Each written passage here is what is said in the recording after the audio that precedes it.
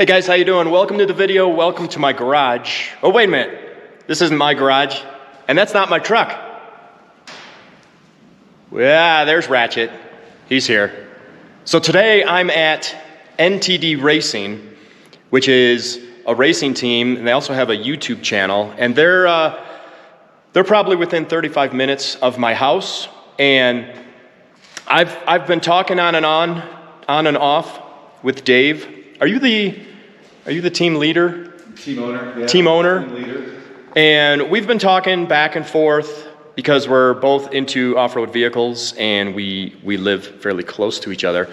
And he has what he calls his off-road ranch out here, which is about 45 minutes from my house. And today he asked if I wanted to come out here and we could just kind of hang out and run the trucks around. When I say trucks, he's got a race truck right here, which he actually races, and we're going to do a little walk around of that in a minute. But I brought Ratchet out here, and he's got, what do you have, like 80 acres? 80 acres. Yeah. He's got 80 acres out here. He just bought it, so he hasn't really developed it into anything yet, but, you know, we just brought the trucks out here and ran around and had a good time.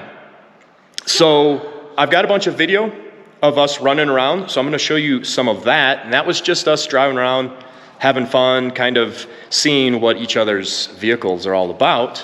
But I also want to do a walk around of his race truck Honcho right behind me here because it's pretty cool.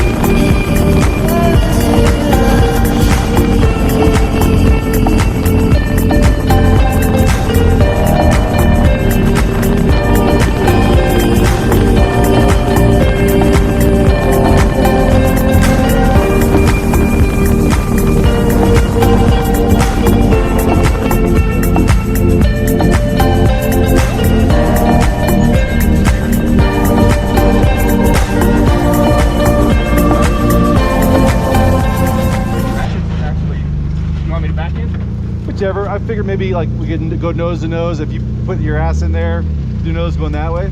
Does that sound good? Yep. Something like this. Organization that we get a chance to work with. Looks like we hit the bumps while we were out there. Yeah, we might have bottomed out a little bit. So what we have in the back here is this is a 50-gallon fuel tank. 60 gallons will go on lefty. Is there a bladder in there? There is a bladder, so it's a fuel safe fuel tank back there. And then this is just like a housing to protect Just a housing for protecting it, yep. And then inside's like a plastic bladder, then it's foam. It's got foam inside also. 50 gallon? 50 gallons, and we get about 7 miles per gallon, so you can kind of do the math over an 18,000 mile trip. We carry one spare, which is probably an error, and we're fixing that on the next truck because we've blown tires in 30 miles. We actually blew a tire for Baja 1000 last year at mile 17. And now you're carrying around a blown flat tire, yeah. and you're hoping you make it 80 miles in this pit. The rear axle is right off of a Chevy Silverado 2500 HD, and so we trust it. We put in a locker in the back also, so we get power to both wheels. It's only a 2-wheel drive vehicle. We took out the 4-wheel drive part of it. Because you bought that Silverado as a donor. Yep. For exactly. the rear axle, the engine. Yeah, so we use the engine. We used to use a transmission. We just swapped out to a Turbo 400. Okay. We use the brakes. A couple other parts. The steering box, we use that also. Okay, so that was like what you started as your donor. Yeah. What's interesting about that is, and I always say, for guys who are doing this themselves, we got engine, transmission, axle, brakes, steering for $400. Is that what you paid for the Silverado? So we paid $2,000 for the Silverado, and all the stuff I sold off of it, it ended up costing us $400. Oh, okay. So we got folks that are looking to do this kind of stuff. It's doable on a budget. So you yanked. Shocks are expensive. You yanked the engine and transmission and rear axle, but you were still able to sell off parts of the truck?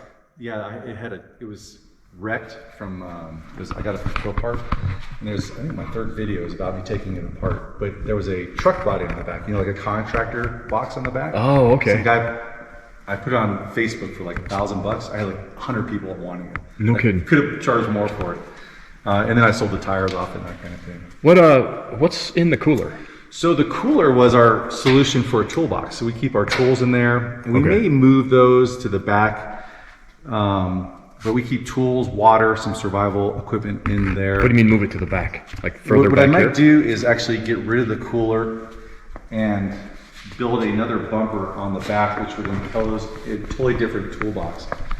But one of the big challenges of racing Baja is that you take your pits with you, everything. So you can see just in the back here, we've got our shovel handle. There's our shovel. We have our jack. The tracks that hopefully get us out when we're stuck. We've got all kinds of tools in here, flares, some survival equipment in here. And then inside the truck also, just like inside the doors, we'll keep survival equipment, we'll keep first aid equipment, and that kind of stuff. Next year, we're going to be carrying sleeping bags for both driver and navigator, because we've slept in the desert like 3 times. So you never know. You got to kind of plan for everything. So. I see you got a fire extinguisher on each side. Yeah. What's this red tank here? This is the overflow for the radiator. Okay. This is our rollover valve for the fuel tank. So it's it's like a vent line with a right. It's a vent line, but as soon as it rolls over, it closes off that line. We have to carry an extra fire extinguisher because we carry 50 gallons of fuel, so they require.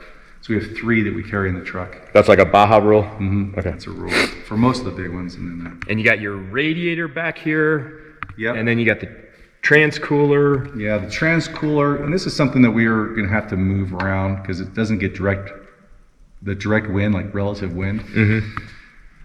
So you basically have to turn the fans on to get it to really start working. Relative wind, is that a pilot's That is term? a pilot term, yeah. So just the wind that's hitting you in the face, it's not hitting the radiator. Us civilians just call that wind. We call that wind. it's the wind that you make. Yeah. And then you got your battery. Yeah. And then is that just an electrical box? That box back there, yeah, I got it on eBay or something like that. Okay. Works really well though. It's literally has held our battery in there for 7 races now. So everything that you see on here right now is has been tested for 7 races. The exhaust is probably going to come off. I think we're going to change it and just kick exhaust out the side. We had a muffler on there because it's required for some of the U.S. races. Mexico doesn't care. Do you know how long your bypasses are? Yeah, these are 18s, I think.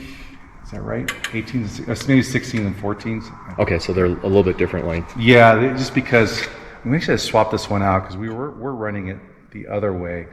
And then some guys at Down South Motorsports, a dude named Sonny, world-class guy, he's like, hey, you should probably run your shock in the back, your bypasses in the front. So that's where we get all of our shocks from, some guys in San Diego. Can we pop the hood? Yeah. Here's going to be the ugly secret as this thing pops open. Old metal. Here we go. So now this is the LS that came out of that Silverado? This is what came out of the Silverado, and this is an LY6. This would explain a whole lot right here. I was wondering why we're having issues. We're missing a fitting. So stuff just comes out. Yeah. This will probably fix a lot of our idle issues right here. So this is an LY6. Thanks, Brian. Can you open the hood? And it is basically internally the same engine as an LS3. It's got an iron block, but the heads, pistons, all the valves and all that stuff are the same as an LS3. And arguably the intake manifold, if you watch Richard Holdner, he'll tell you that the intake manifold from this truck is better than the Corvette LS3 intake manifold. Great engine. We've cammed it. It probably runs better now that I just fixed a little vacuum issue. And it's been a great engine. Again, 7 races on this thing. We just beaten the tar out of it. So. If you put a cam in it, you're running the stock ECU, right? Yes, stock ECU. I've been poor man tuning it myself. Okay. So all that tune is just me. Like HP tuners? Yeah, exactly. Okay. And I did a video on camming it. I'm going to eventually do a video when I really feel comfortable with talking about tuning. I don't want to just talk about tuning without having. Yeah, you're like me. You don't want to give bad advice. Right. Yeah. Because people. It's like we talked about before. People will sometimes change what they do with their lives based on what they sometimes see on YouTube, and that's cool. So there's a big responsibility I think we have sometimes. I've had people ask me where I'll do something on a video and I'll kind of glaze over something that I did, and they'll be like, "Hey, can why didn't you elaborate more on that?" And I'll be like, you know what? It's because I'm not real confident in what I did, so I don't want to pass on any bad information. Yeah, like if I got the information from somebody else, like say Goat Rope Garage or something like that, I like to give him and just say, just go to his videos because he's the dude on it or something like that. You can see the wiring. Again, we have gone with so many different wiring plans. You can kind of see this up here. We were just in a big race with heat that builds up in your wiring, stuff comes apart, and I started losing confidence in plugs. So that's why we've gone with these buses like this. Okay. To see if we can't just keep our wiring together for an entire race. So check out this is his upper control arm. And he's got his inboard connection points here. And then, like on most trophy trucks, he's got all of this stuff going on, and then the engine is actually behind it. So he's got all this stuff going on, and then it comes back and it just clears here. And then it makes a little turn. This is why they call these J arms. And then it comes over here, and he's got his upright here, just clearing the tire here. I love how precise all of this stuff is. Then he's got another connection point there, trying to spread that out so that he's got some good lateral strength in there. And then he's got a crazy, look at all that hay. It's full of hay back there. He's got a crazy, so this is the steering box from the Silverado. Right. But this is just actually sliding this rack Here, I'll move the steering back and forth. So he was able to utilize the original rack for the power steering aspect, but then he custom made all of this stuff. That's 100% custom. So the rack kind of pivots this back and forth, but then he's got this rack so that he gets the separation needed steering links so that he doesn't have any, or probably barely any, bump steer. No bump steer at all. No bump steer. And the challenge is always that, is how do you maintain the geometry to keep your bump steer down to a minimum or zero in this case. And it was easy just because of the suspension design on this one. And then how do you provide power to it? Those are your two problems, geometry and power. Yeah. And so this is what probably would be what I would consider out of my brain on how I did this. So I made this slider right here. You can kind of see this right here sits all on top of a 2-inch square tube with 1/4-inch wall that sits out a little bit. And it rides underneath these boots over a 1.5-inch square tube with 3/16-inch wall. And it just kind of bolts up in there. And it's very simple, cheap, it's material you can get anywhere. And 7 races, no failures in that part. We did rip the steering box off of its mount. Yeah, and you let me drive it. It feels good. I mean, the steering felt great. Yeah, that part's been a success. And we're using something similar to that same basic plan in Lefty. We're just changing it to be more maintainable, where you can take it off more easily, put it back on, lubricate it, those kinds of Although even this isn't bad. Like, working on this stuff wouldn't be horrible. Yeah, it isn't too bad. And the body panels come off real quick. Yeah. Just a couple bolts and all the front's off. Cool. It's a nice truck. It's a lot of fun to walk around it and just see all of the different engineering things that you guys have figured out. You can see next to Ratchet, it's a beast. These are 37-inch tires? These are 37s. New trucks getting 40s. You can see how tall it is. The spare tires at my head. These have been, for folks looking for tires, these are Milestar Patagonia Much Rains.